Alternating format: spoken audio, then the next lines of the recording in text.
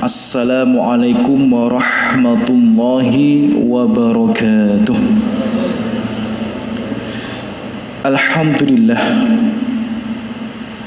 Alhamdulillahilladzi bi ni'matihi tatimmus sholihat.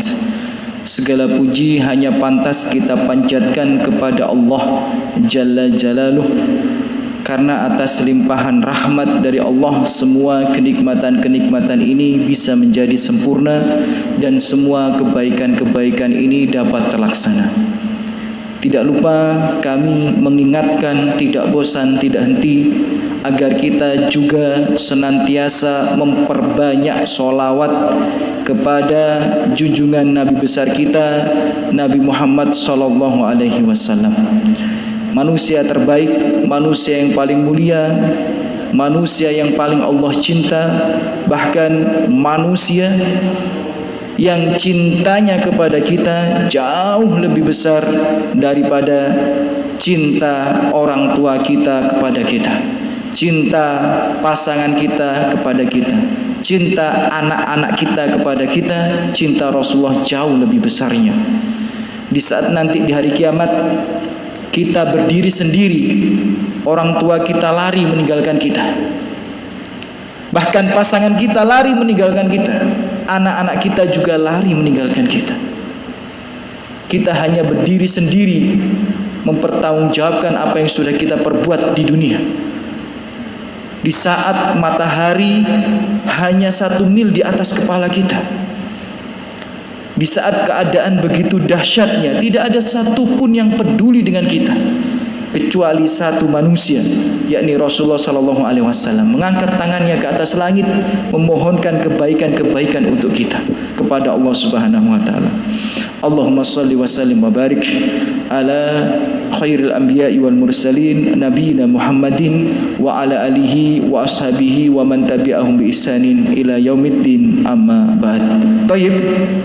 Ikhwati fillah, Bapak Ibu, saudara-saudariku rahimani wa rahimakumullah. Alhamdulillah Allah pertemukan kita kembali di majelis yang mulia ini, di rumah Allah yang mulia ini. Insyaallah ya kurang lebih 50 menit sampai 1 jam ke depan ya kita akan belajar ya beberapa nasihat-nasihat Allah dan nasihat-nasihat Rasulullah sallallahu alaihi wasallam dalam Al-Qur'an dan As-Sunnah di bawah tema sebab Allah mencabut nikmat mereka.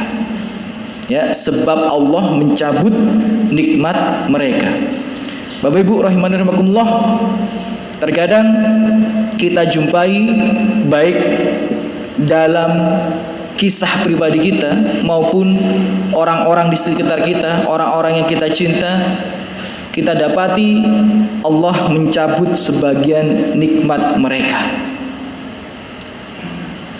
Allah ambil sebagian nikmat yang mereka cintai. Allah ambil ya sebagian nikmat yang mereka banggakan. Pertanyaannya, apa sebab Allah mencabut nikmat mereka? Adakah informasi tersebut di dalam Al-Quran? Adakah informasi tersebut di dalam As-Sunnah? Sehingga kita ini prepare, kita ini siap siaga, jangan sampai jatuh pada hal-hal tersebut yang bisa menyebabkan cepat atau lambat nikmat kita itu diangkat oleh Allah Subhanahu wa taala. Ya. Maka perlu ilmu, perlu belajar. Ya, insyaallah ya dengannya semoga hidup kita ini bisa lebih mudah. Karena dengan nikmat yang Allah berikan, tentu saja kita akan lebih mudah untuk bertakwa kepadanya, lebih mudah untuk berbuat baik kepada sesama, lebih semangat dalam beribadah dan lain sebagainya. Oh iya, kita akan belajar apa saja sih ya sebab-sebab Allah itu mencabut nikmat yang ada pada mereka. Ya. Bapak Ibu rahimani wa rahimakumullah, sebelum kita sebutkan ya sudah kami kumpulkan ya, semoga cukup waktunya ya, akan kita sampaikan secara cukup singkat. Ada 8 sebab ya Allah itu mencabut nikmat yang ada pada hambanya. Ada 8 sebab gitu ya. Sebelum kita sebutkan secara singkat, perlu kita ketahui dalam surat Ibrahim ayat yang ke-34. Allah berfirman ya dalam surat Ibrahim ayat 34. Wa atakum min kulli ma sa'altumuhu. Ingatlah Allah telah banyak memberikan apa-apa yang sudah kalian minta. Ya. Allah sudah banyak memberikan dari apa-apa yang kita minta. Ingatlah akan hal itu. Wa in ta'uddu nikmatallahi la tuhsuha. Dan seandainya jika engkau mencoba menghitung nikmat yang sudah Allah berikan kepada kalian, kepadamu, niscaya engkau tidak mungkin bisa menghitungnya. Nikmat Allah itu begitu besar, Bapak Ibu. Sekarang kita bisa berjalan dengan mudah. Kemarin misalnya saya kecelakaan, untuk bisa mengembalikan nikmat itu, berjalan dengan biasa ya, dengan sehat, itu saya lihat itu harusnya habis sekitar 20 sekian juta ya, belum proses penyembuhannya, belum minum suplemen dan vitamin-vitaminnya. Nikmat yang Allah berikan kepada kita begitu besar ya. Mata kita ini untuk melihat ya, dengan begitu mudahnya. Berapa banyak orang di luar sana rela mengeluarkan uang ratusan juta sampai miliaran untuk bisa melihat seperti apa yang kita lihat. Bahkan di luar sana banyak sekali orang yang antri untuk mendapatkan donor ginjal, yang bahkan seandainya ginjalnya cocok mau bayar 500 sampai 5 miliar. Kita sudah tahu berita itu ya. Padahal kita tiap hari minum gampang saja ya. Kemarin saya umroh itu ada salah satu jamaah saya itu gagal ginjal, tapi nekat berangkat umroh, Masya Allah. Padahal gagal ginjal. Untuk umroh 3 kali cuci darah. Di Jakarta cuci darah, di Mekah cuci darah, di Madinah cuci darah. 3 kali cuci darah ya. Kalau minum sedikit. Bayangkan kalau kita siang-siang ya Bu Suhel ya, ada es kelapa, panas-panas di Mojokerto. Jangankan 1 botol gini, 1 gelas besar aja habis gitu. Tapi kalau ginjal kita rusak, nggak boleh minum banyak-banyak, sedikit. Betapa banyak nikmat yang Allah berikan kepada kita, tidak terhitung jumlahnya, tidak bisa kita menghitungnya. Namun Allah melanjutkan dalam ayatnya, innal insana ladzalumun kafar. Tapi kebanyakan manusia itu adalah kufur nikmat ya. Jadi sebelum kita bahas ya tentang sebab-sebab Allah mencabut nikmat mereka, ketahuilah nikmat yang Allah berikan kepada kita itu sudah sangat banyak, Bapak Ibu ya. Maka patut kita syukuri ya, patut kita jaga, kita gunakan untuk ketaatan pada Allah Subhanahu wa taala. Tayyib, secara singkat sebab-sebab Allah mencabut nikmat mereka ya, sebab-sebab Allah mencabut nikmat mereka.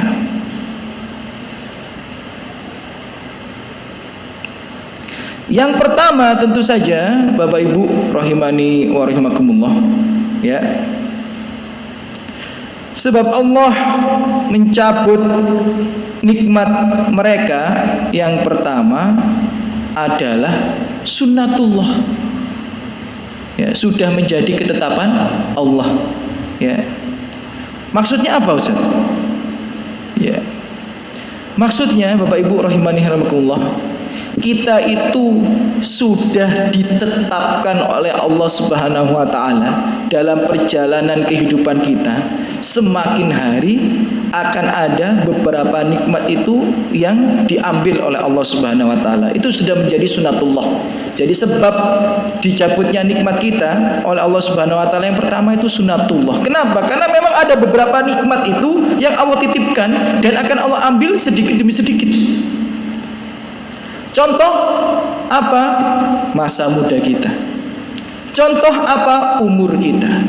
Contoh apa? Kesehatan kita. Itu sudah menjadi sunatullah. Semakin lama semakin tua. Semakin lama semakin berkurang kesehatannya, semakin lama semakin lemah tubuhnya. Itu sudah menjadi sunatullah. Jadi ada sebab yang pertama yang nggak bisa kita hindari memang.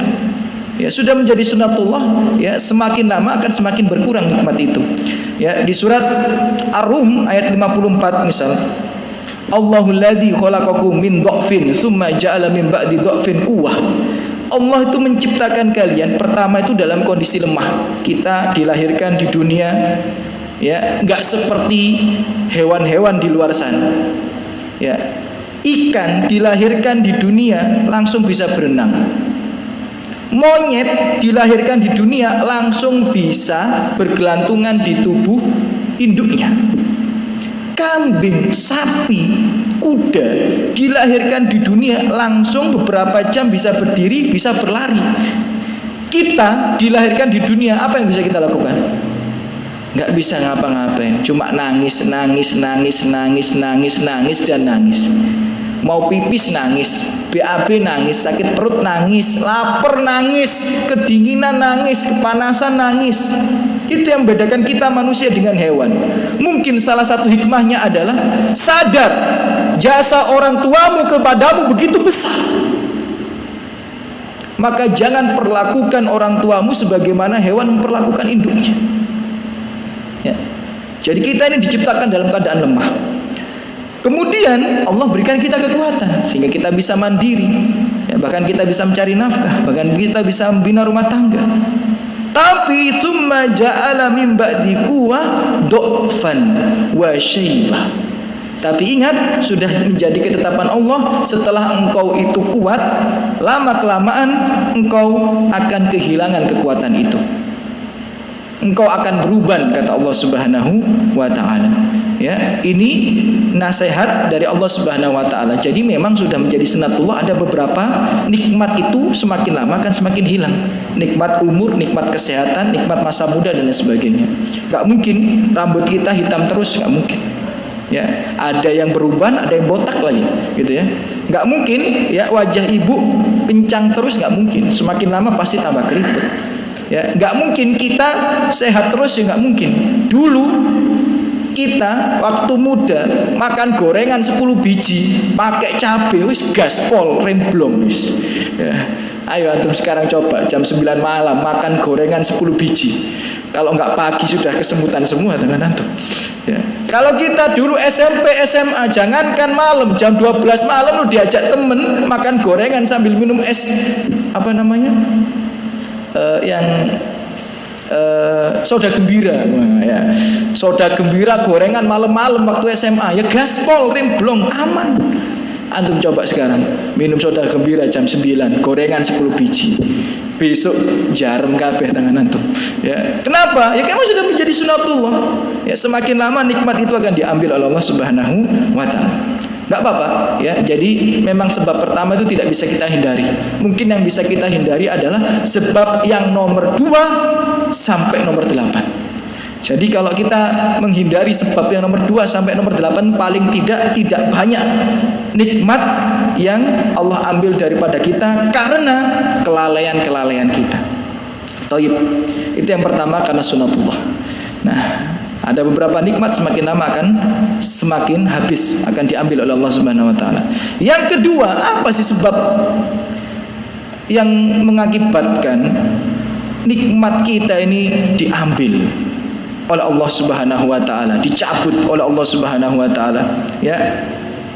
Tentu saja yang paling masyhur, yang paling umum kalau jenengan baca nasihat para ulama, sebab zawal nikmat, ya, hilangnya atau dicabutnya nikmat, yang nomor 2 adalah kufur nikmat. Ketika seorang manusia kufur atas nikmat Allah, ketahuilah dia sedang mencelakakan dirinya sendiri. Ya, dia sedang mencelakakan dirinya sendiri. Sebagaimana surat Ibrahim ayat yang ke-7, ya, firman Allah Subhanahu wa taala, "Itta'adzana rabbukum." Ketika Rabb kalian memberikan sebuah pemakluman, memberikan sebuah kaidah kehidupan untuk kalian, Apa kaidah kehidupan yang sudah Allah tetapkan untuk kita? Dan ini sudah menjadi sunatullah yang akan berjalan sampai hari kiamat. La in syakartum la azidannakum. Kalau kalian bersyukur, nikmat kalian akan ditambah. Sesederhana itu. Jika kalian bersyukur, nikmat kalian akan ditambah. Wala in kafartum, kalau kalian kufur terhadap nikmat Allah, inna adabi lasyadid, sesungguhnya adabku kata Allah sangat keras. Kalau kita baca tafsir ayat ini, surat Ibrahim ayat yang ke-7, para ulama menjelaskan, barang siapa yang ingin nikmatnya terus ditambah dan terus ditambah oleh Allah Subhanahu wa taala, hendaknya dia mensyukuri nikmat tersebut. Permasalahannya banyak di antara kita tidak tahu cara mensyukuri nikmat Allah. Dipikir cara mensyukuri nikmat Allah itu cuma ketika dapat rezeki ngomong alhamdulillah. Enggak cukup Bapak Ibu. Itu salah satu cara mensyukuri nikmat Allah. Ketika datang nikmat Allah kepada kita, kita ucapkan syukur alhamdulillah. Itu cara di antara beberapa cara mensyukuri nikmat Allah. Tapi itu saja enggak cukup. Karena kata para ulama, cara mensyukuri nikmat yang paling besar, yang paling utama adalah menggunakan nikmat itu untuk ketaatan kepada Allah. Jadi kalau antum dapat rezeki uang 500 juta, ngucapin alhamdulillah tok. Alhamdulillah dapat rezeki 500 juta. Orang tuanya gak dikasih, istrinya gak disenengin, anaknya dipelitin, tetangganya masih miskin dan lapar, ya. Masjid di dekat rumahnya nggak kelar-kelar dibangun, pondok di depan rumahnya sampai minus-minus dan lain sebagainya. Itu namanya belum mensyukuri nikmat. Karena cara mensyukuri nikmat yang paling utama kata para ulama adalah menggunakannya untuk ketaatan pada Allah. Menggunakannya untuk ketaatan pada Allah. Itulah yang keluar dari lisan Rasulullah SAW ketika beliau berdialog dengan Aisyah tentang hebatnya Rasulullah ketika sholat malam. Rasulullah sholat malam itu Bapak Ibu rahimanirahmatullah sampai kakinya bengkak, hadisnya masyhur, ya. Kalau kita sholat malam matanya yang bengkak ya, saking ngantuk sampai matanya bengkak. Rasulullah sholat malam kakinya yang bengkak, ya. Karena saking capeknya kakinya sampai bengkak. Kemudian singkat cerita, Aisyah itu berdialog dengan Rasulullah, ya Rasulullah, kenapa kamu itu melakukan sampai segininya gitu?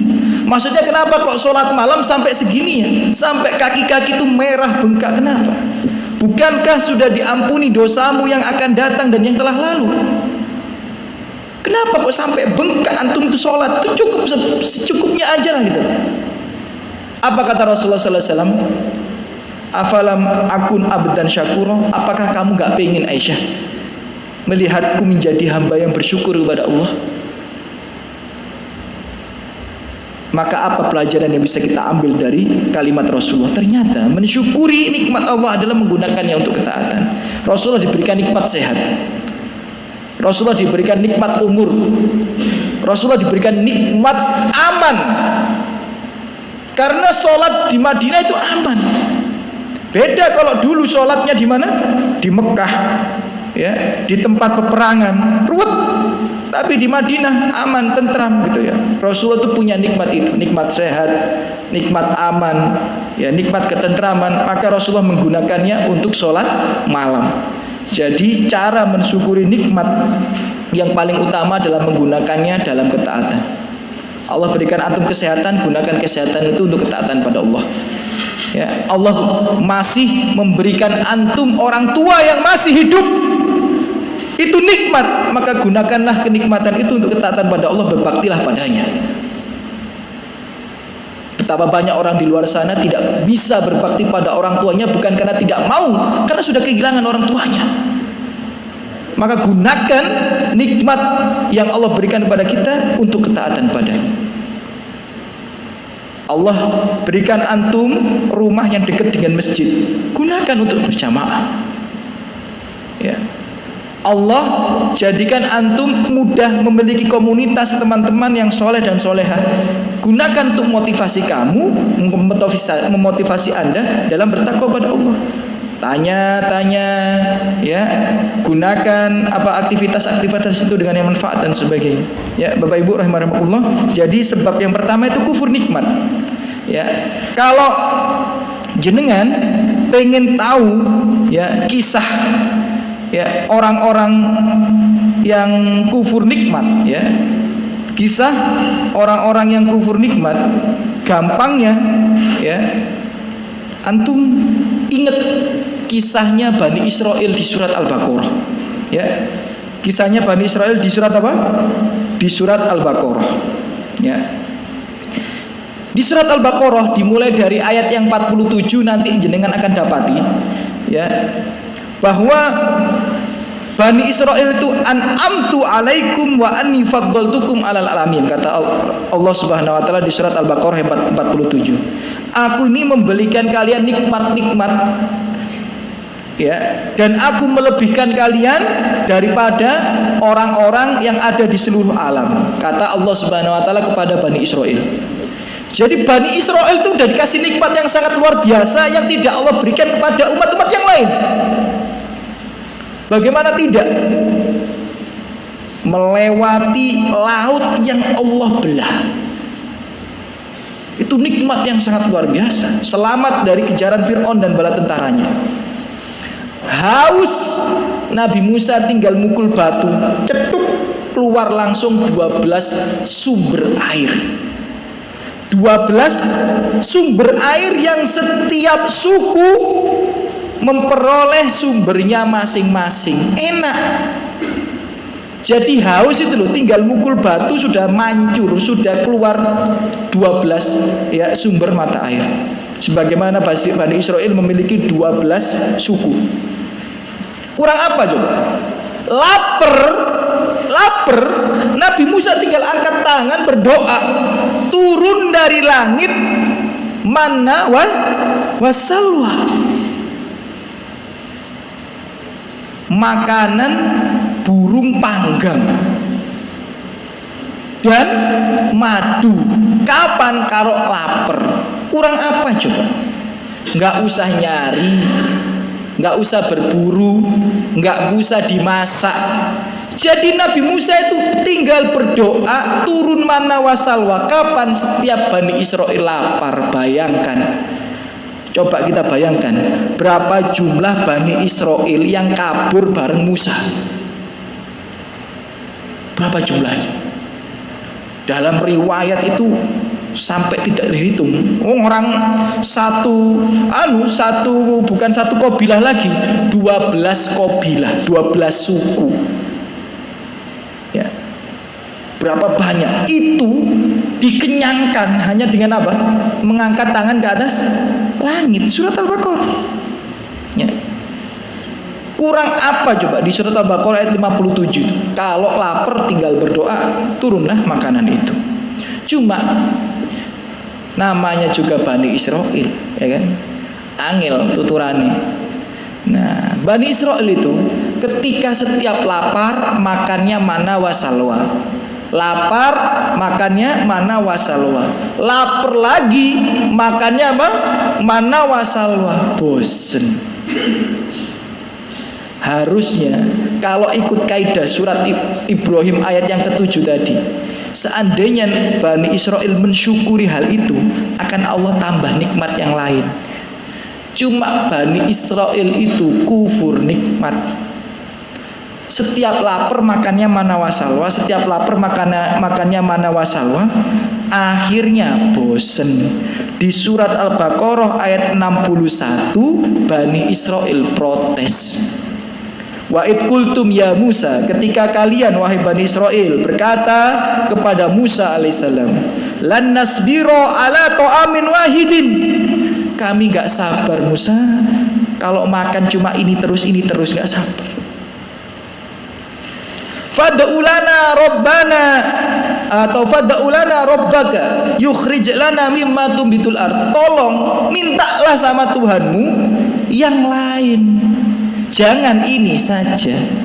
Kalau tiap makannya burung panggang, bosen. Setiap makannya madu, bosen. Coba berdoalah kamu kepada Rabbmu, minta yang lain lah gitu ya. Yang dikeluarkan dari muka bumi, ya. Misal ya, mimbakliha, ya, sayur-sayuran, wakisaiha, timun kayak gitu ya, sayur mayur kayak ya. Wa fumiha wa adasiha wa basoliha, bawang putih, kacang, bawang merah, ya kayak yang dimakan orang-orang gitu. Masa kita setiap makan burung panggang, madu, bosen. Orang lain kan makan kan sayuran, buah, kacang. Coba minta kepada Tuhanmu, bukan ngomongnya, bayangkan ya, nggak sopannya Bani Israil. Minta kepada Tuhanmu, bukan Tuhan kita. Minta kepada Tuhanmu, ya, supaya diberikan seperti itu. Singkat cerita, kita tahu endingnya bagaimana? Endingnya manna wa salwa itu di stop, Bapak Ibu. Wis, jadi nggak ada lagi makanan turun dari langit. Dan Bani Israel kalau mau makan disuruh berburu, disuruh nyari, disuruh beli, disuruh nanam sendiri. Kenapa? Kufur nikmat.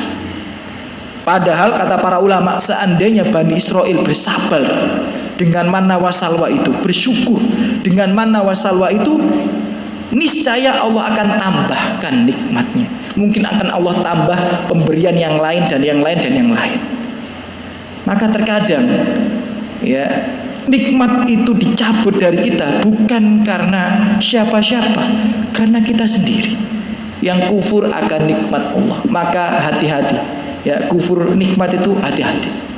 Karena orang yang kufur nikmat itu menyebabkan nikmat yang ada itu diambil. Ya, nikmat yang ada itu diambil. Ya, kesehatan kita yang kalau kita gunakan untuk maksiat, hati-hati. Suatu saat nanti akan diambil oleh Allah Subhanahu wa taala.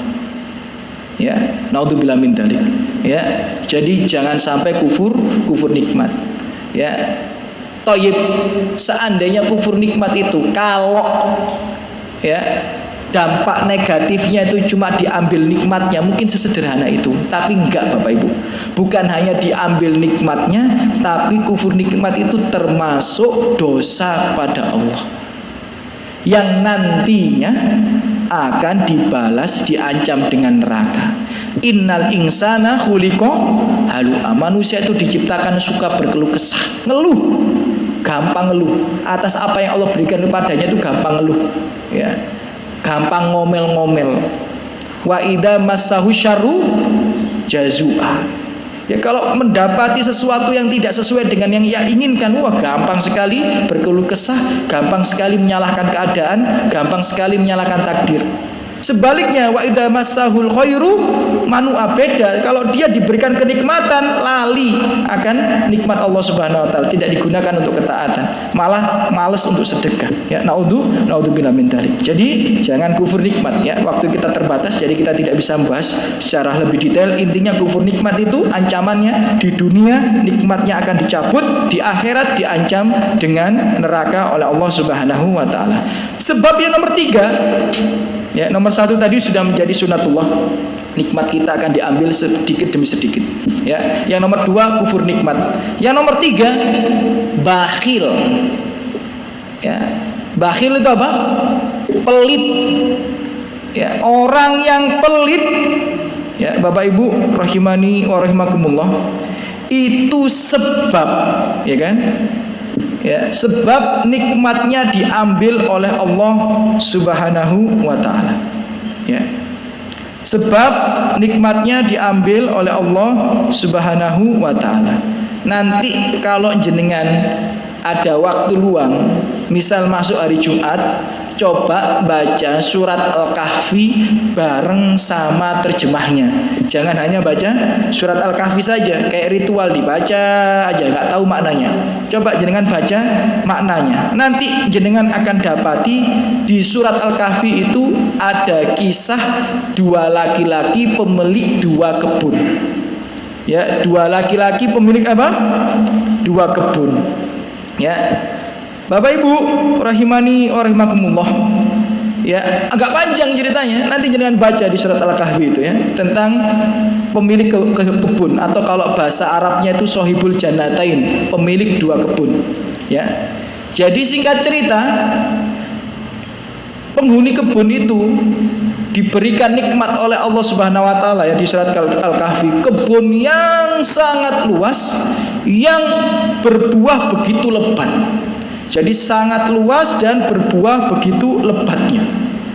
Dan panennya itu selalu berhasil, selalu sukses. Maka daripada itu, orang-orang miskin di tempat dia punya kebiasaan, kalau mau panen nunggu di pintu keluar kebunnya. Kenapa? Karena orang ini kebunnya luas sekali dan hasilnya lebih-lebih dibandingkan kebun-kebun yang lain. Misal kalau satu pohon itu tempat yang lain 100 kilo, ini bisa ratusan kilo gitu. Nggak tahu kenapa ya, mungkin Allah menguji mereka dengan nikmat itu. Ya, jadi kebunnya itu luas, berbuah begitu lebat, ya kan, dan nggak pernah gagal panen. Tapi Allah uji dengan apa? Setiap dia mau panen, selalu ditunggu di luar itu sama orang-orang miskin. Padahal orang miskin ya tetangganya sendiri. Orang-orang yang miskin kelaparan, tetangganya sendiri, itu ditunggu di luar. Maksudnya nih habis panen kok dibagi ya kepada orang-orang miskin itu. Nah, dia ini kan dua bersaudara. Ya, punya makar. Punya apa ya istilahnya makar itu? Ide jahat atau siasat ya agar nggak sedekah ke fakir miskin. Caranya bagaimana? Gimana kalau kita berangkatnya pagi buta? Gitu, ya. Berangkatnya kapan? Pagi buta. Uang itu kan datang paling jam 7, jam 8 gitu. Gimana kalau kita berangkatnya itu pagi-pagi, kalau bisa mungkin waktu subuh. Ya, nanti kita ambil, kita pulang, orang-orang datang ternyata kita sudah panen, gitu ya, dan nggak mendapati kita sudah panen, itu tidak mendapati panen kita. Itu akal-akalan dia sama saudaranya. Singkat cerita, apa yang terjadi Bapak Ibu rahimakumullah, sebagaimana kita baca di surat Al-Kahfi, ya ternyata malam harinya Allah kirim ya kilatan cahaya ke kebunnya.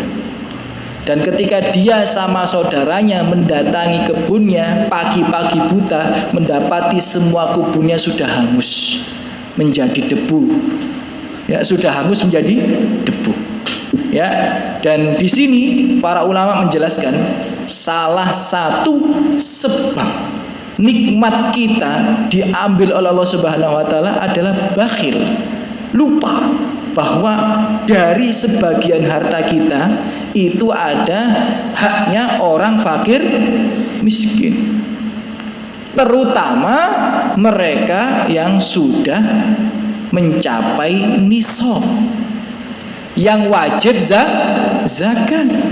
Zakat kan macam-macam Bapak Ibu. Ada zakat mal, ada zakat perkebunan, pertanian, zakat hewan ternak, zakat perniagaan, dan lain sebagainya. Orang-orang kalau sudah mulai lalai daripada zakat mereka, sebenarnya orang miskin di situ benar dia. Kenapa? Karena zakat perkebunan itu kan dikeluarkan setiap kali panen. Zakat persawahan itu dikeluarkan setiap kali panen. Beda dengan zakat mal, dikeluarkan 1 tahun sekali. Jadi udah benar sebenarnya fakir miskin, malah enak. Nggak usah nyari orang miskin, orang miskinnya yang datang. Apalagi tetangga-tetangga kita sendiri. Yang penting kita membaginya dengan baik. Cuma dia mengakali hal itu supaya nggak zakat, ternyata malah membinasakan dia. Diambil nikmatnya oleh Allah Subhanahu wa taala. Ingat Bapak Ibu, semua yang kita miliki bukanlah milik kita. Semua yang kita miliki itu titipan Allah Subhanahu wa taala. Bahkan istri kita itu bukan milik kita. Anak kita juga bukan milik kita. Bahkan diri kita sendiri bukan milik kita. Semua adalah titipan Allah Subhanahu wa taala. Ya, maka keluarkanlah zakat seandainya Anda sudah mencapai nisab zakat. Kalau zakat mal ya kurang lebih, kalau emas 1,5 juta ya berarti ya 120 juta lah. Kalau Anda punya tabungan emas dan uang dikumpulkan, di mix ketemu 120 jutaan ya wajib zakat setahun sekali.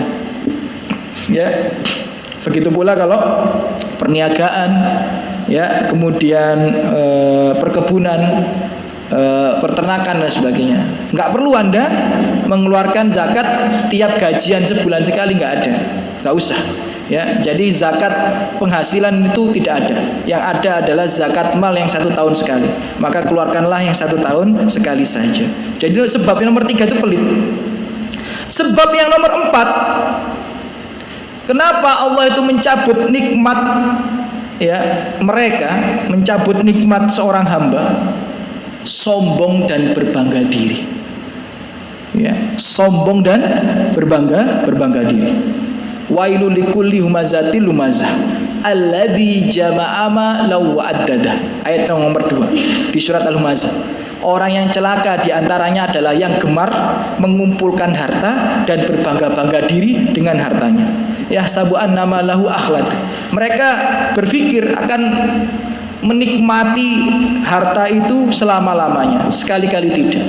Kalau antum baca tafsirnya daripada ayat ini, ya, sebab orang diambil nikmatnya, dicabut nikmatnya, ya karena apa? Ya karena itu terlalu sombong dan berbangga diri dengan harta yang ia miliki.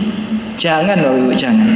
Ya, jangan, ya. Bahkan Bapak Ibu rahimani wa rahimakumullah, ada kisah menarik, ya, ada kisah menarik tentang unta Rasulullah Sallallahu Alaihi Wasallam. Ini hadisnya sahih, riwayat Bukhari.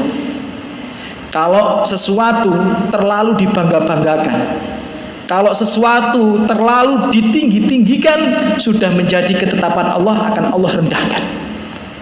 Saya ulang sekali lagi, ya. Kalau sesuatu itu dibangga-banggakan, kalau sesuatu dalam perkara dunia ini ditinggi-tinggikan, maka sudah menjadi ketetapan Allah, akan Allah rendahkan itu.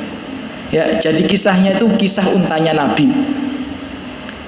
Untanya Nabi, Bapak Ibu rahimakumullah, ya, namanya itu Al-Adba. Jadi ada namanya Al-Adba. Unta Nabi itu sering dipinjem sama sahabat, diadu dengan unta-unta yang lain, pacuan unta kalau bahasa kita. Ya. Jadi yang ngadu bukan Nabi, kadang-kadang, ya, cuma dipinjam aja dengan para sahabat. Ayo diadu dengan untanya Nabi gitu. Ya, kadang-kadang Nabi nggak ikut ngelihat, ya. Dan sering nggak ikut lihat memang. Tapi Al-Adba itu kalau diadu di pacuan unta selalu menang, ya. Sampai dikatakan latusbak, unta Nabi ini, ya, Al-Adba ini nggak mungkin kalah. Nggak mungkin, ya, dikalahkan dengan unta-unta yang nggak mungkin. Yang paling overpower, yang paling top, ya, untanya Nabi. Suatu ketika Ja'a Arabiyun, datang Arab Badui, Arab yang tinggal di luar Madinah di pedesaan, bawa unta. Nah, kan unta baru nih. Kalau unta di Madinah kan sudah kalah semua nih sama untanya Nabi kalau diadu lomba lari gitu, ya. Nah, ini ada unta baru nih dari luar Madinah nih. Nah, sebagian sahabat ayo diadu dengan untanya Nabi. Ketika diadu, fasabakoha, ternyata untanya Nabi kalah banter, kalah cepat. Kemudian seketika para sahabat yang memuji-muji untanya Nabi tadi, oh ini unta paling hebat, unta paling cepat, unta yang nggak mungkin dikalahkan, terdiam semuanya. Nabi nggak ada di situ. Habis itu cerita ini dilaporkan kepada Rasulullah Shallallahu Alaihi Wasallam. Maka apa ucapan Rasulullah dalam hadis riwayat Bukhari yang harusnya ini menjadi salah satu kaidah kehidupan kita supaya nikmat kita nggak dicabut oleh Allah Subhanahu Wa Taala. Apa ucapan Rasulullah Sallallahu Alaihi Wasallam? Hakun alallahi alla yartafi'a syai'un minad dunya illa wadu'ahu. Sudah menjadi ketetapan Allah bahwa tidaklah sesuatu apapun di dunia ini ditinggi-tinggikan kecuali Allah pasti akan merendahkannya. Hadis sahih riwayat Bukhari.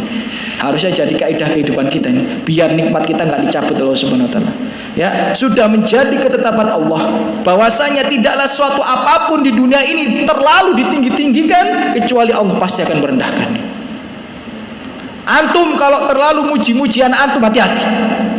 Sebentar lagi akan diambil nikmat itu.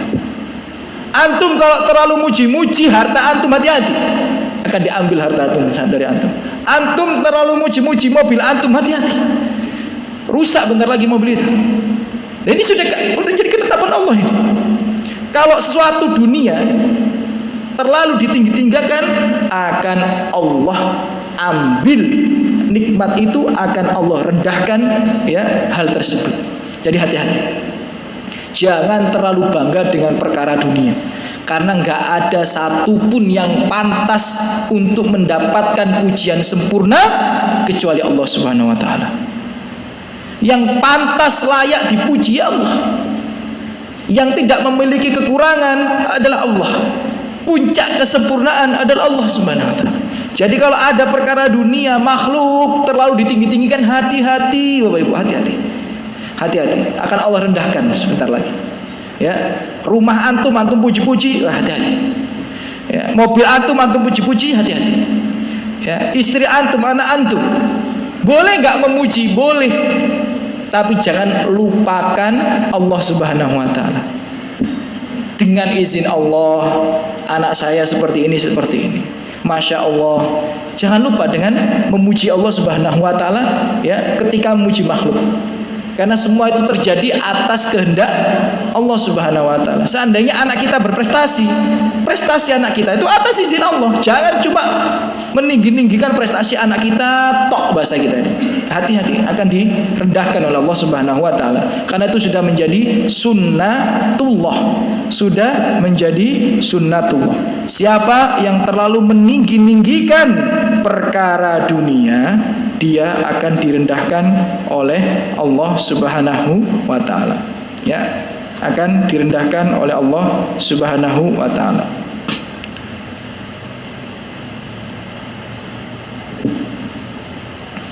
Taib. Kemudian apalagi Bapak Ibu rahimakumullah, sebab Allah mencabut nikmat seseorang hamba, ya. Kalau tadi 1 sunatullah, 2 kufur nikmat, 3 pelit, 4 sombong dan berbangga diri, ya. Nomor 5, terlalu cinta dunia. Orang itu Bapak Ibu kalau terlalu cinta dunia, ya, sebagian nikmatnya akan diambil oleh Allah Subhanahu wa taala. Sebagian nikmatnya akan diambil oleh Allah Subhanahu wa taala. Ya.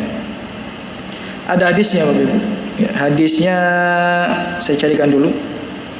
Kalau nggak salah itu riwayat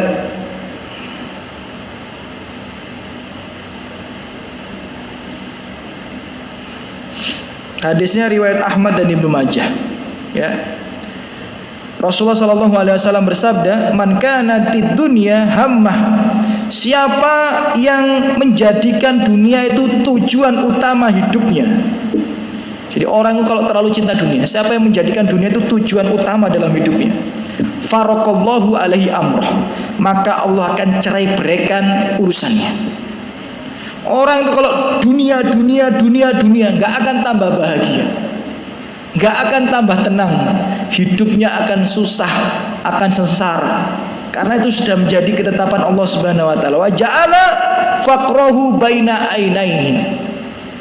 Dan Allah jadikan ia itu takut miskin di masa depan.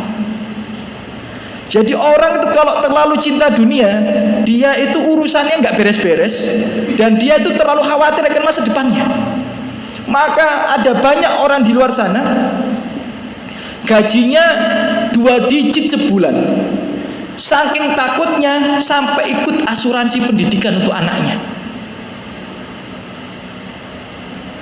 Saking takutnya anaknya nggak bisa sekolah, saking takutnya anaknya nggak bisa kuliah, sampai ikut asuransi pendidikan buat anaknya.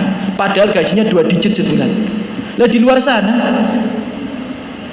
sana ada orang yang gajinya pas-pasan, tapi optimis, tenang-tenang baik, anaknya nanti pasti kuliah. Ada nggak yang seperti itu? Wadah, ada. Ya, ada. Banyak orang itu khawatir akan masa depan, terlalu khawatir akan masa depan. Kalau khawatir akan masa depan boleh, tapi kalau terlalu khawatir akan masa depan, kayak kita ini nggak punya Allah saja. Allah itu kuasa atas segala sesuatu. Allah itu mencukupi kebutuhan hamba-hamba. Ya, maka kita harusnya bertawakal pada Allah Subhanahu wa taala dan mengikutinya dengan ikhtiar. Jangan terlalu khawatirkan masa depan. Anakku nanti kalau kuliah gimana? Anakku nanti kalau menikah nanti uangnya dari mana? Anakku nanti kalau sakit bagaimana berobatnya? Enggak usah terlalu banyak dipikir. Antum itu memikirkan pekerjaan Allah Subhanahu wa taala ngapain? Yang ngasih rezeki itu siapa? Antum atau Allah? Allah.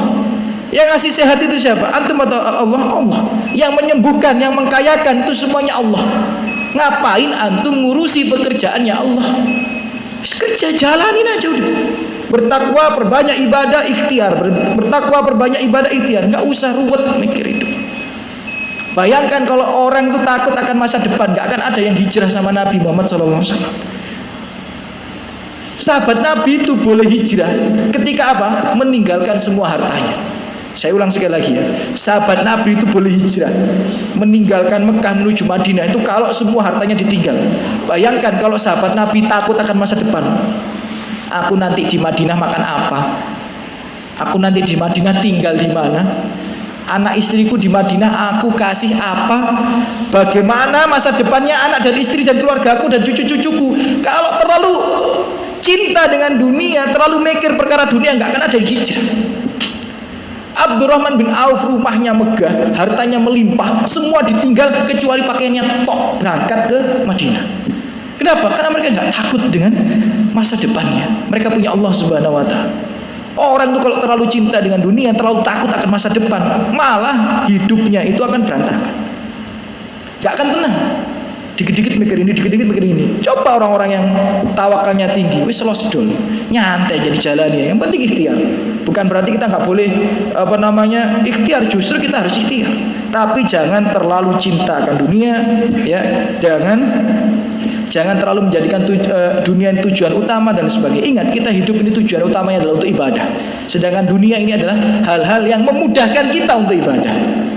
Ya, perkara dunia itu harusnya adalah perkara yang memudahkan kita dalam beribadah, bukan tujuan atau fokus utama kita.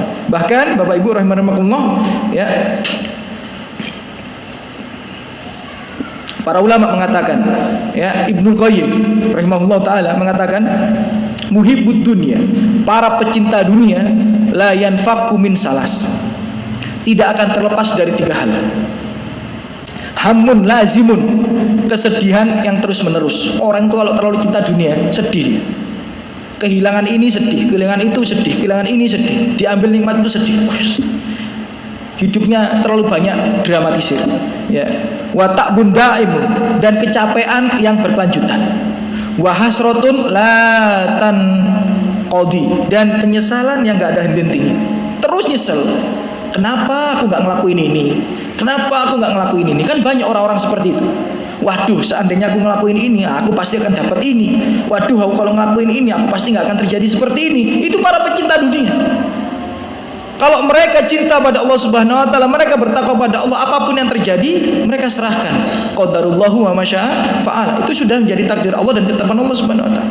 Jadi orang itu kalau terlalu cinta dengan dunia, hidupnya akan berantakan, ya. Dia walaupun mendapati banyak nikmat, tidak bisa merasakan kelezatan daripada nikmat itu. Kebanyakan seperti itu. Berapa banyak wanita-wanita di luar sana punya suami gajinya 2 digit, kan harusnya nikmat itu ya. Tapi yang diambil dari Allah itu bukan uang dari suaminya, bukan. Tapi menikmati uang suaminya itu yang diambil. Maksudnya apa?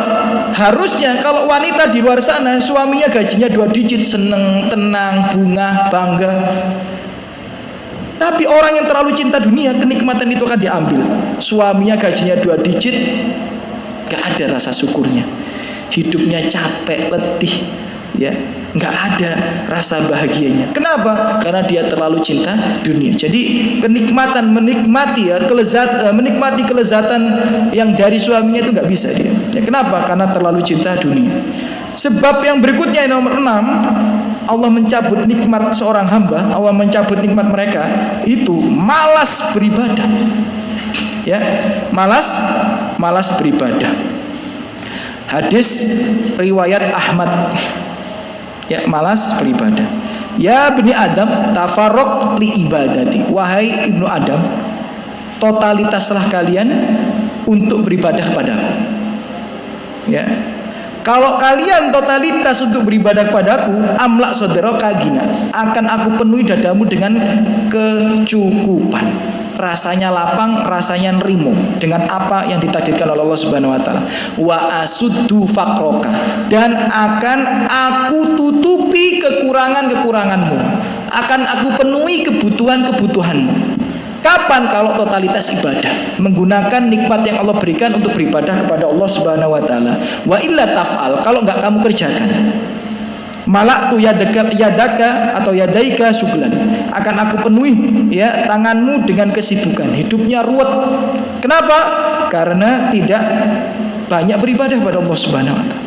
Walam asudda faqroka, dan kefakiranmu tidak akan aku tutupi, ya. Kebutuhanmu tidak akan aku penuhi. Kapan? Kalau malas beribadah. Orang yang malas beribadah itu sebab dia hidupnya berantakan. Yang harusnya sebagai seorang hamba, setiap dia punya harapan, dia berdoa pada Allah Subhanahu wa taala, harusnya kan diijabah, harusnya kan dipenuhi. Tapi karena dia malas ibadah, akhirnya harapan-harapan itu, nikmat yang harusnya dia miliki, nikmat yang harusnya dia rasakan, itu tidak dia dapati. Ya, kenapa? Karena malas ibadah. Maka daripada itu, sebagaimana perkataan Ibnu Jauzi rahimahullah taala, Ibnu Jauzi pernah berkata, orang yang paling tertipu adalah mereka yang terus-menerus mengharap rahmat dari Allah, mengharap doa-doanya diijabah, tapi mereka terus-menerus melanggar syariat Allah Subhanahu wa taala. Itu orang yang paling tertipu. Wong dia itu loh, kenapa kok terus-menerus mengharap rahmat Allah, ya, terus-menerus mengharap doanya diijabah, padahal tiap hari malas ibadah, ya, nggak melakukan kewajiban-kewajibannya sebagai seorang hamba. Dia orang yang tertipu. Karena hak itu boleh kita minta saat kita sudah melaksanakan kewajiban. Enak bener sampean kerja mboten, gajian iya kan, nggak bisa sebenarnya. Kapan kita gajian kalau sudah kerja? Kapan hak kita ini dipenuhi oleh Allah Subhanahu wa taala? Setelah kita menunaikan kewajiban kita kepadanya. Ya, jadi jangan malas beribadah. Kemudian yang nomor 7, Bapak Ibu rahimani wa rahimakumullah, sebab ya seorang hamba itu sebab seorang hamba nikmatnya itu dicabut oleh Allah Subhanahu wa taala adalah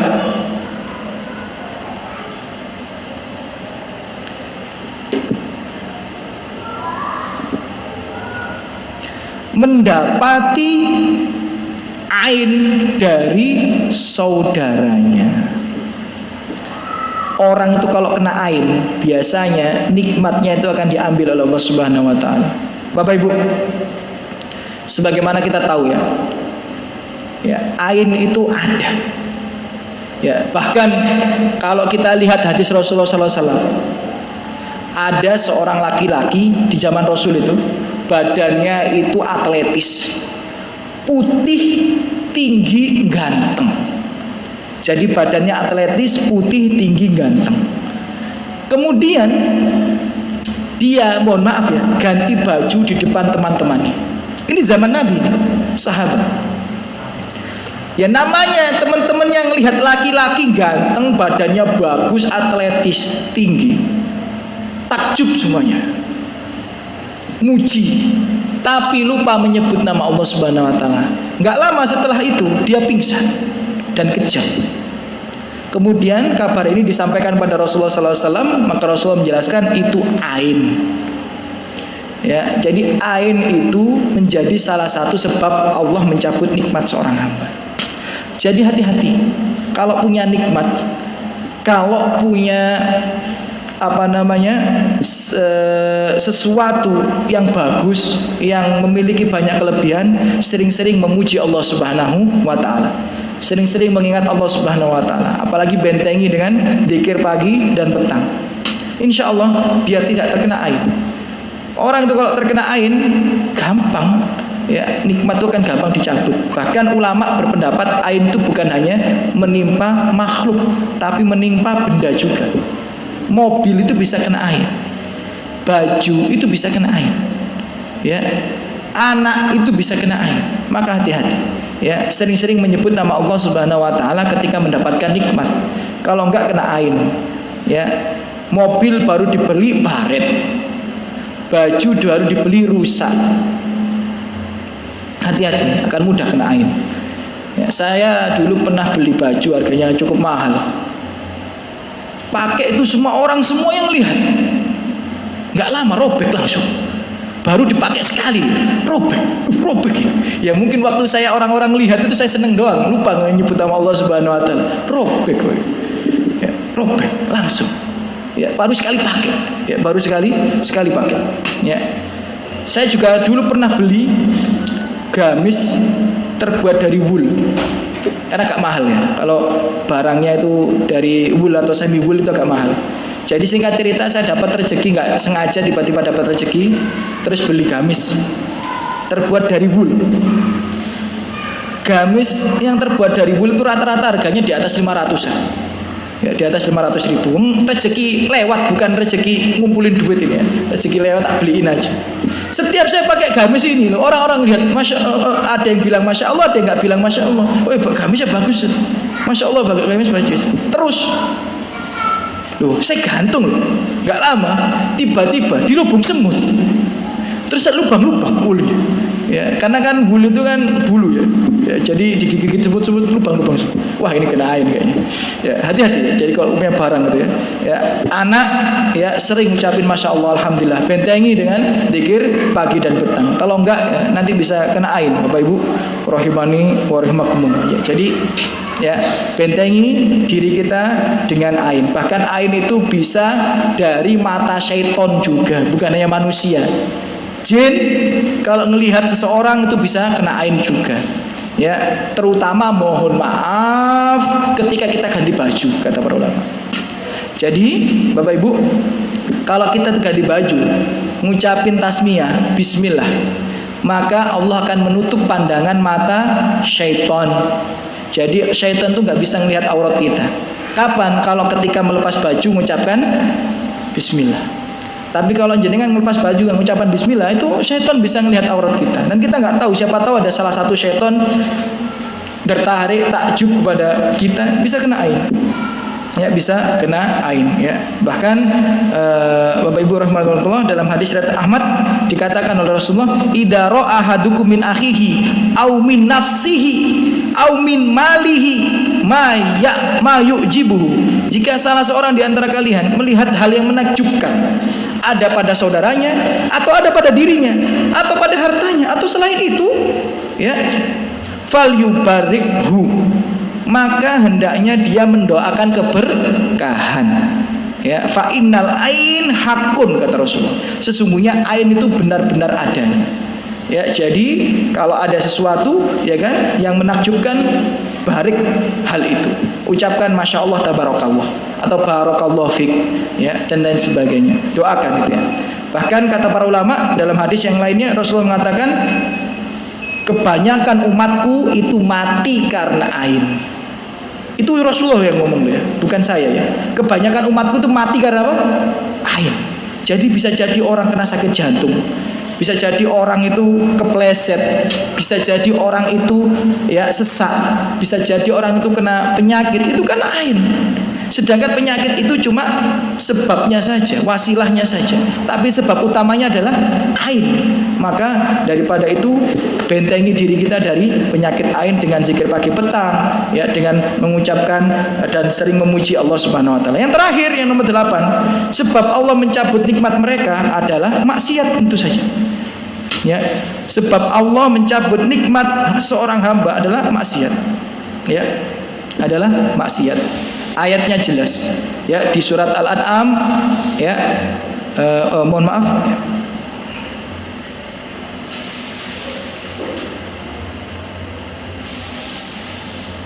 Ketika Allah berfirman, walau anna ahlal qura amanu wattaqau, ya, la fatahna, ya, ketika seorang umat, ya, suatu kaum, ya, bertakwa pada Allah Subhanahu wa taala, ya, pasti akan kami buka, ya, dari langit itu rezeki-rezeki yang tidak terbatas, ya.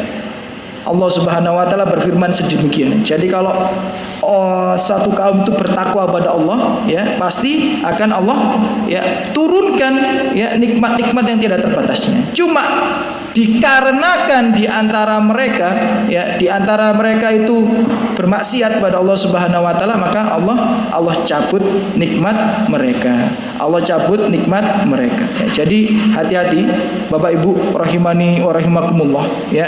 Ketika kita banyak di antara kita, ya kan? Itu di surat Al-Isra ayat 16 ya. Banyak di antara kita itu mulai bermaksiat, maka nikmat itu akan dicabut sedikit demi sedikit. Ya.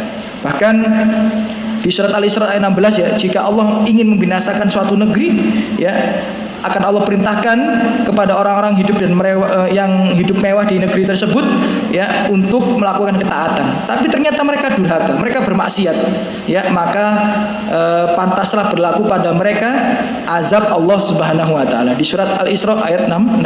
Jadi sebab orang itu diambil nikmatnya itu karena mereka durhaka pada Allah Subhanahu wa taala. Dan terkadang nikmat yang Allah berikan kepada kita itu ujian.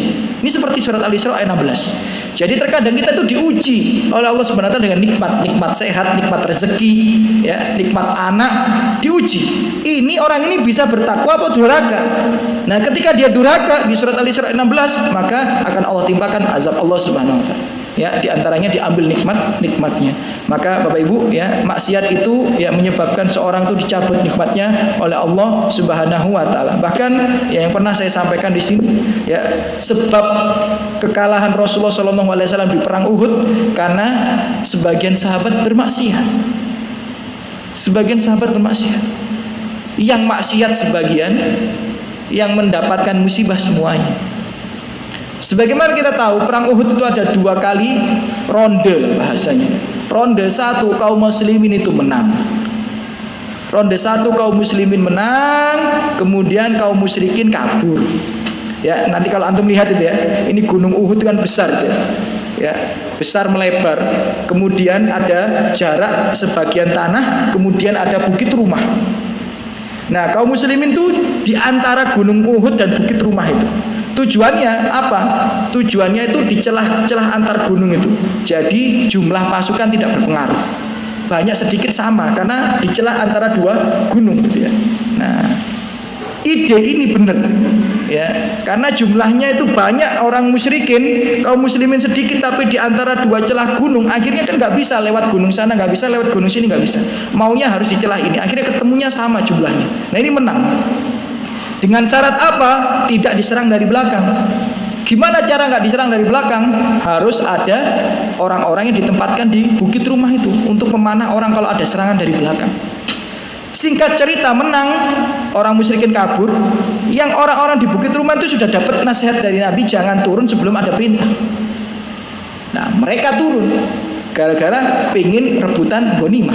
Sebagian, nggak semuanya. Dari 50-an itu tersisa cuma sekitar 5 orang saja.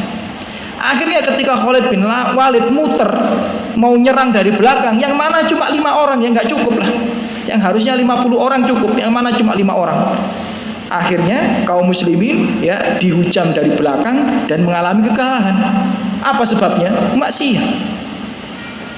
Ya, maksiat itu menyebabkan seseorang kehilangan nikmat. Harusnya menang perang Uhud itu. Gara-gara menyelisih Rasulullah SAW, maka ya diambil nikmatnya oleh Allah Subhanahu wa taala. Sebagaimana surat An-Nur, falyahdharil ladzina yukhalifuna an amri an tusibahum fitnah aw yusibahum adzabun alim. Ya, hendaknya takut orang-orang yang menyelisih perintah Allah dan Rasulnya, mereka mendapatkan fitnah, mendapatkan musibah di dunia dan mendapatkan adab di akhirat. Ya, naudzubillah min dzalik, di akhir surat An-Nur itu ya. Jadi hati-hati Bapak Ibu rahimakumullah, maksiat itu ya menyebabkan nikmat kita diambil oleh Allah Subhanahu wa taala. Baik, sebelum kita tutup ada 2 hikmah ya. Ada hikmah terkadang ketika kita itu nikmatnya diambil oleh Allah Subhanahu wa taala. Jadi tidak selamanya nikmat diambil itu jelek, enggak. Terkadang nikmat diambil itu ada hikmahnya. Hikmah yang pertama itu apa? Agar kita kembali pada Allah Subhanahu wa taala. Jadi terkadang nikmat dicabut itu baik kalau kita kembali pada Allah Subhanahu wa taala. Di surat Al-An'am ayat 42. Di surat Al-An'am ayat 42 Allah berfirman, walaqad arsalna ila umamin min qablik fa akhadnahum bil ba'sa wadh-dharra la'allahum yatadarrun. Kami utus rasul kepada umat-umat sebelum engkau wahai Muhammad, kemudian kami berikan mereka ujian.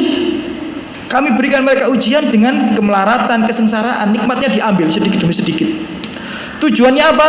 La'allahum yatadarrun, agar mereka kembali pada Allah Subhanahu wa taala.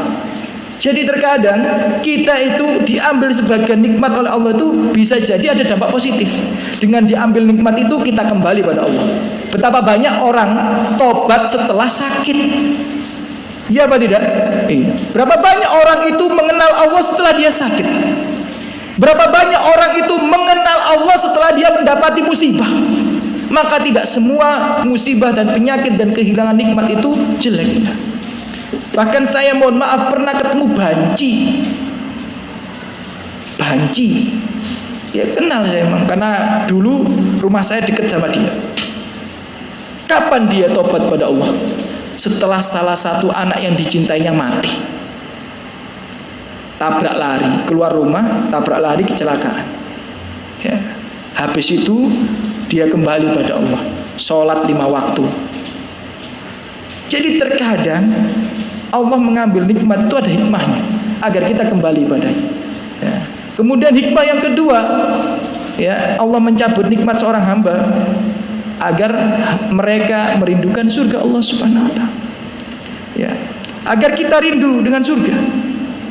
Ya, agar kita rindu dengan surga. Agar kita sadar bahwa tidak ada yang sempurna di dunia. Tidak ada yang sempurna di dunia. Bapak Ibu, ya, rahimani rahimakumullah. Dalam hadis riwayat Tirmidzi, pasti kita pernah dengar cerita ini ya, tentang Rasulullah bertemu dengan nenek-nenek. Kemudian Rasulullah nenek-nenek itu bertanya kepada Rasulullah SAW, ya Rasulullah, adakah orang sepertiku di surga? Maka Rasulullah menjawab, gak ada orang kayak kamu di surga. Nangis dia, nangis. Gitu. Ya, kemudian Rasulullah tersenyum. Kemudian ngasih tahu, maksudnya di surga itu semua orang itu muda, sehat, gak sakit, gak lemah. Rasulullah mengutip ayat Allah Subhanahu wa taala ya di surat Al-Waqiah itu, inna ansha'nahunna insya'a. Ya, kami ya hidupkan mereka kembali dengan penghidupan yang baik. Faja'alnahunna abkara. Kami jadikan mereka tetap gadis-gadis, tetap perawan-perawan, tetap muda-muda. Uruban atsroba, dan umurnya semuanya sebaya. Ya. Jadi terkadang Allah cabut nikmat dari kita itu supaya kita sadar bahwa di dunia ini nggak ada yang sempurna, nggak ada yang sempurna di dunia. Terkadang Allah cabut nikmat Anda di dunia, nggak bisa menikmati hal ini, nggak bisa menikmati hal ini. Ya supaya tahu kalau pengen bisa menikmati semuanya di surga Allah Subhanahu wa taala. Allah cabut nikmat istri yang mungkin benar-benar bisa sempurna untuk Anda, bisa jadi supaya Anda itu rindu dengan surga. Oh iya ya, istri yang sempurna itu di surga. Ya. Anda dapati suami itu penuh dengan ketidaksempurnaan, Allah ambil itu nikmat-nikmatnya supaya Anda itu ingat, oh iya ya, kalau suami yang sempurna itu di surga. Ya. Hidup yang sempurna itu di surga. Ya, jadi hikmah Allah cabut nikmat itu yang pertama adalah supaya orang itu kembali pada Allah, dan yang kedua agar mereka merindukan surga Allah yang Subhanahu wa taala yang sempurna, tidak ada celah daripadanya, tidak ada kekurangan daripadanya. Semua yang di surga akan bahagia, tidak ada merasa kecewa, tidak kecewa dengan pasangannya, tidak kecewa dengan orang tuanya, tidak kecewa dengan anak-anaknya, tidak kecewa dengan teman-temannya, tidak kekurangan kebutuhannya, dan semuanya adalah kesempurnaan bagi mereka yang tinggal di surga Allah Subhanahu wa taala. Mungkin itu ya sebab-sebab Allah mencabut nikmat mereka dan hikmah daripada hilangnya nikmat dari Allah Subhanahu wa taala. Apabila ada salah kata sebagainya, kurang dari saya, lebihnya dari Allah Subhanahu wa taala. Kita tutup dengan doa. Alhamdulillah salatu wassalamu Rasulullah. Semoga yang hadir di sini Allah balas dengan sebaik-baiknya balasan. Allah angkat derajatnya, dilimpahkan rahmat rezekinya oleh Allah Subhanahu wa taala, dan diangkat masalah musibah penyakit yang menimpa dirinya pun keluarganya, diberikan hidayah untuk terus berada di atas kebenaran, diberikan taufik, dimudahkan dalam ketaatan, diberikan husnul khotimah, dan dikumpulkan di surga Allah Subhanahu wa taala. Amin ya rabbal alamin. Kita tutup dan doa kafar majelis. Subhanakallahumma bihamdika asyhadu an la ilaha illa anta astaghfiruka wa atubu ilaik. Assalamualaikum warahmatullahi wabarakatuh.